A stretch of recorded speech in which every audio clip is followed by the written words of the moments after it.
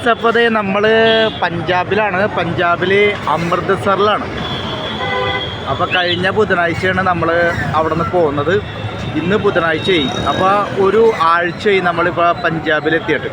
അപ്പോൾ ഞാൻ പ്രധാനമായിട്ടും ഈ വീഡിയോ ചെയ്യാനുള്ളൊരു മെയിൻ കാര്യം എന്താ വെച്ചിട്ടുണ്ടെങ്കിൽ, നമ്മളവിടെ നിന്ന് പോരുമ്പോൾ ഇവിടെ ഭയങ്കര പവർ കട്ടാണ്.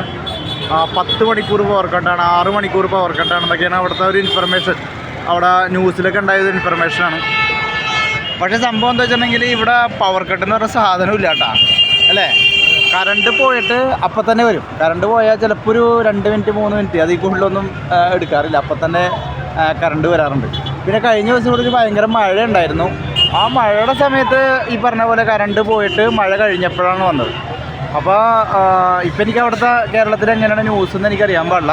ഈ പറഞ്ഞതുപോലെ 6 മണിക്കൂർ 10 മണിക്കൂർ പവർ കട്ടാണെന്നൊക്കെ പറയണ്ടെന്ന് അറിയാൻ പാടില്ല.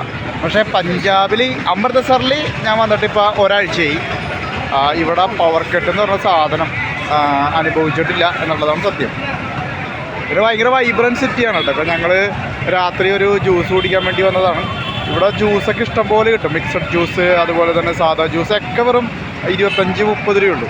ആ ഭാഗത്തേക്ക് പോയാൽ അവിടെ ഇപ്പോൾ മാർക്കറ്റ് കിടക്കുന്നുണ്ട്. ഭയങ്കര ട്രെഡിബിളായിട്ടുള്ള മാർക്കറ്റ്. ഭയങ്കര ഇതിപ്പോൾ സമയം ഏകദേശം എത്ര മണിയായി?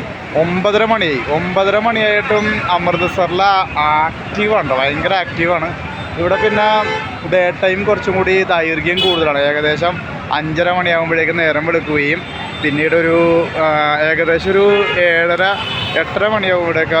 7:30 മണിയാവും ഇവിടെ ഒന്ന് ഇരുട്ടാകാനായിട്ട്. നമ്മളവിടെയൊക്കെ ഒരു 6:30 ആകുമ്പോഴേക്ക് ഇരുട്ടാവും. ഇവിടെ 7:30 ഇരുട്ടാറുണ്ട്. പകലിൻ്റെ ദൈർഘ്യം ഭയങ്കര കൂടുതലാണ്. അങ്ങനത്തെ ഒരു സംഭവമുണ്ട്. അപ്പോൾ നമ്മളിപ്പോൾ അമൃത്സർ ടൗണിലാണ് വന്നേക്കണം. അതുകൊണ്ട് തന്നെ പിന്നെ നമ്മളിനിപ്പോൾ അടുത്ത സ്ഥലങ്ങളിലോട്ടൊക്കെ പോകാൻ നിൽക്കണുള്ളൂ. ഓക്കെ, അപ്പോൾ ഇതൊന്ന് പറയാൻ വേണ്ടിയിട്ടാണ്, നമ്മുടെ ഈ പവർ കട്ടിൻ്റെ കാര്യം ഒന്ന് പറയാൻ വേണ്ടിയിട്ടാണ്. ഇത് പറയണമെന്ന് പറഞ്ഞിട്ട് കുറച്ച് ദിവസമായി. അപ്പോൾ ഞാൻ വിചാരിച്ചു ഇനി ഈ ദിവസങ്ങളിലൊന്നും പവർ കട്ടില്ല, അടുത്ത ദിവസം പവർ കട്ട് വന്നാലാണ്.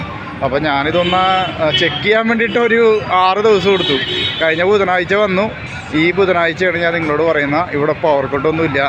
ഓക്കെ.